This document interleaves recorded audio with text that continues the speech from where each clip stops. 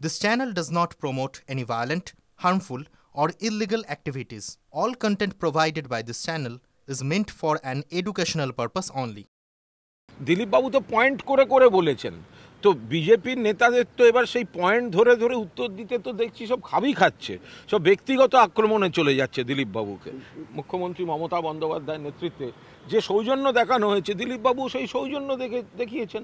তো সেই সৌজন্যের চোটে যে বিজেপিটার মাঝখান দিয়ে একটা লঙ্কাকাণ্ড হচ্ছে, তো সে তো বিজেপির রাজনৈতিক দেউলিয়া, না হলে এই কাণ্ড করে।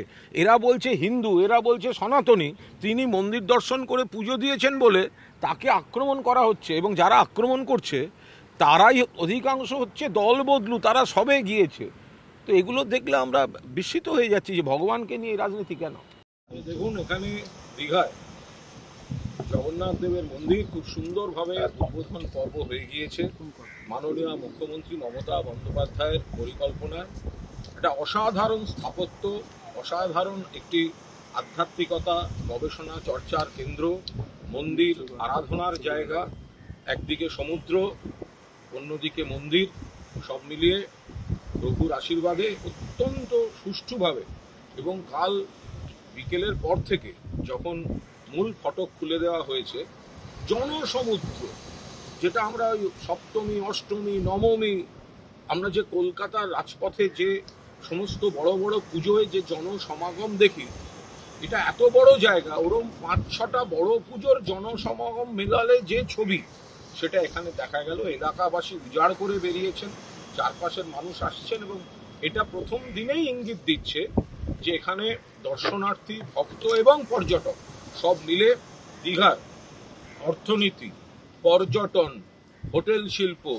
রেস্টুরেন্ট শিল্প, হস্তশিল্প, পরিবহন শিল্প, সব মিলিয়ে একটা বিরাট অর্থনৈতিক উন্নতির মুখে দাঁড়িয়ে রয়েছে দীঘা, যেটা একটা আন্তর্জাতিক ট্যুরিস্ট স্পট, একটা ডেস্টিনেশন হতে চলেছে। বলছি, দিলীপ ঘোষ আজকে বলছেন যে সুকান্ত মজুমদার তাকে যে আক্রমণ করেছে, যে দলের এটা আর কি এন্ডোর্স করছেন। উনি বলছেন দল তো কোনো হুইপ দেয়নি, পার্টিতে এটা হয় না, কাশীর মন্দির, অযোধ্যায় সবাই যেতে পারলে এখানে আসতে পারবে না। দিলীপ ঘোষ এই ধরনের রাজনীতি করে। দেখুন, দিলীপ ঘোষ তিনি অন্য দলের নেতা, বিজেপির নেতা, তার সঙ্গে আমাদের রাজনৈতিক লাইনগত মত পার্থক্য নিশ্চয়ই আছে, কিন্তু এখানে প্রভু জগন্নাথ দেবের মন্দির, সেখানে মুখ্যমন্ত্রী মমতা বন্দ্যোপাধ্যায় যেমন সৌজন্য দেখিয়ে অন্য দলের শীর্ষ নেতাদের আমন্ত্রণ করেছেন, তো তেমনি দিলীপবাবু সেই আমন্ত্রণ গ্রহণ করে সস্ত্রীক এসে তিনিও সৌজন্যের পরিচয় দিয়েছেন, এবং তাতেই এই সংকীর্ণ মোনা, এই ভেদাভেদের রাজনীতি যাদের হচ্ছে একমাত্র কাজ, এই বিজেপির কিছু নেতা তাদের একদম জ্বলে গেল, পুড়ে গেল।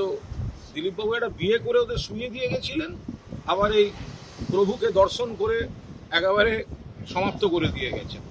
তো এখন তারা নিজেদের মধ্যে এসব বলছেন, দিলীপবাবুকে আক্রমণ করছেন।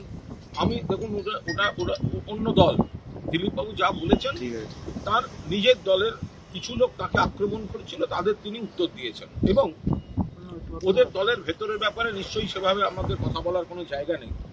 কিন্তু কিছু কথা, তো সেগুলো তো আমরা সবাই বলে এসেছি যে যারা তৃণমূল কংগ্রেসে ছিল, তৃণমূল কংগ্রেসের সম্মান পেয়েছে, ক্ষমতা পেয়েছে, দায়িত্ব পেয়েছে, তারাই হঠাৎ ওখানে গিয়ে হঠাৎ হিন্দু, সনাতনী এইসব কথাবার্তা বলছেন।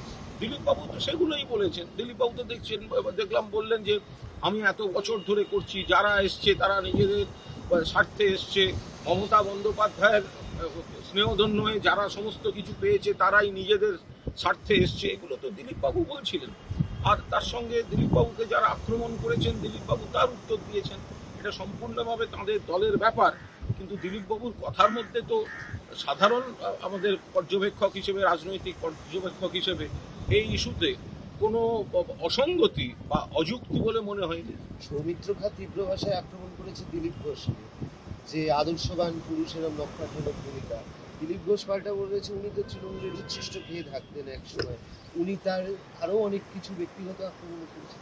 দেখুন, যারা যারা আক্রমণ করেছেন দিলীপবাবুকে, দিলীপবাবু যা দেখলাম তাতে উনি তাদের প্রত্যেককে নাম না করে ধরে ধরে তারা যা যা বলেছেন তার প্রত্যেকটা পয়েন্টে উত্তর দিয়েছেন।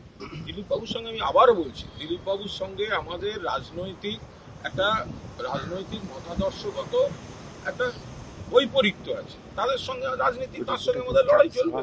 কিন্তু প্রভু জগন্নাথ দেবের মূর্তি মন্দির তার শিলান্যাস পর্বেও সঙ্গে যারা ছিলেন তারা হঠাৎ অতি বিপ্লবী সেজে অন্যদিকে করছেন। দিলীপবাবু সেটা করেননি। দিলীপবাবু সরাসরি এখানে এসছেন এবং দিলীপবাবু তো পয়েন্ট করে করে বলেছেন। তো বিজেপির নেতাদের তো এবার সেই পয়েন্ট ধরে ধরে উত্তর দিতে তো দেখছি সব খাবি খাচ্ছে, সব ব্যক্তিগত আক্রমণে চলে যাচ্ছে দিলীপবাবু। উনি বলছেন যে শুভেন্দু অধিকারী আমাকে আমন্ত্রণ জানাননি, এখানে আমন্ত্রণ জানিয়েছেন দিলীপবাবুকে কে আমন্ত্রণ জানাননি। আর আমাদের এদিক থেকে সৌজন্য রাজ্য সরকার বা হিডকো তারা আমন্ত্রণ জানিয়েছেন, সেখানে ভগবানের মন্দিরে দিলীপবাবু এসছেন। তো দিলীপবাবু তো সরকারের পক্ষ বা এই যারা মন্দিরের উদ্যোক্তা তাদের পক্ষ থেকে মুখ্যমন্ত্রী মমতা বন্দ্যোপাধ্যায়ের নেতৃত্বে যে সৌজন্য দেখানো হয়েছে, দিলীপবাবু সেই সৌজন্য দেখিয়েছেন। তো সেই সৌজন্যের চোটে যে বিজেপিটার মাঝখান দিয়ে একটা লঙ্কাকাণ্ড হচ্ছে, তো সে তো বিজেপির রাজনৈতিক দেউলিয়া, না হলে এই কাণ্ড করে। এরা বলছে হিন্দু, এরা বলছে সনাতনী, আর তাদের একজন নেতা যিনি সারা জীবন এই আরএসএস, হিন্দুত্ব, বিজেপি এসব করেছেন, আমাদের সঙ্গেই তার রাজনৈতিক মত পার্থক্য, তিনি মন্দির দর্শন করে পুজো দিয়েছেন বলে তাকে আক্রমণ করা হচ্ছে। এবং যারা আক্রমণ করছে তারাই অধিকাংশ হচ্ছে দল বদলু, তারা সবে গিয়েছে। তো এগুলো দেখলে আমরা বিস্মিত হয়ে যাচ্ছি যে ভগবানকে নিয়ে রাজনীতি কেন। তথাগত রায় আজকে সোশ্যাল মিডিয়া পোস্ট করেছেন, দিলীপ ঘোষের ন্যূনতম শিক্ষাটুকু ছিল না, তাকে রাজ্য সভাপতির মতন জায়গায় আসীন। দিলীপ ঘোষ আফটার তপন শিকদার, আমি একজন সাংবাদিক হিসেবে, রাজনৈতিক কর্মী হিসেবে বলছি, দিলীপ বাবুর সঙ্গে তার রাজনৈতিক লাইন নিয়ে আমার মতবিরোধ ছিল, আছে এবং থাকবে। কিন্তু দিলীপ ঘোষ আফটার তপন শিকদার সব থেকে রাজ্য বিজেপি সভাপতি হিসেবে সফল এবং বিজেপি কর্মীদের কাছে গ্রহণযোগ্য। তাকে আঙুল তোলার অধিকার ওই বিজেপির মধ্যে কজনের আছে?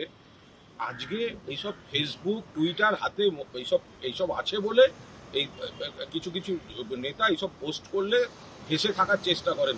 দিলীপ ঘোষকে আক্রমণ করলেও যে খবর হওয়া যায় সেটাই বিজেপির কিছু প্রাক্তন সভাপতি জানেন। উনি বলছেন আমার ব্যক্তিগতভাবে কেউ শত্রু নয়, মমতা বন্দ্যোপাধ্যায় শত্রু নয়, তৃণমূলের কেউ আমার ব্যক্তিগতভাবে শত্রু নয়। সৌজন্যের সাথে আমি তো আবার আমরাও তাই বলছি তো, যে ব্যক্তিগতভাবে কেন শত্রুতা থাকবে? ব্যক্তিগত শত্রুতার তো জায়গা নয়। রাজনৈতিক মতবিরোধ, রাজনৈতিক লড়াই, রাজনৈতিক মতপার্থক্য, সেখানে যদি ব্যক্তিগত আক্রমণ, ব্যক্তিগত কুরুচিকর আক্রমণ, ব্যক্তিগত শত্রুতা এসে যায়, তাহলে তো সমাজের বেসিক কাঠামোটায় হাত পড়ে যাবে। এই জায়গাটাতে মমতা বন্দ্যোপাধ্যায়ও ব্যক্তিগত সৌজন্য সবসময় গুরুত্ব দেন। আবার দিলীপবাবু সেই সৌজন্যেই তিনি মহাপ্রভুর কাছে এসছেন, জয় জগন্নাথ বলেছেন, খুব ভালো লাগলো। মন্দিরে দিলীপদা তো সাষ্টাঙ্গে প্রণাম করলেন এবং একেবারে প্রভু জগন্নাথ দেবের সামনে আবার বৌদিকে সুন্দর করে মালা পরিয়ে দিলেন, আবার বৌদি প্রণাম করলেন দিলীপ বাবুকে। এটা তো ভগবানের কাছে মানুষের একটা প্রার্থনা বা ভগবানের সঙ্গে একটা বিষয়।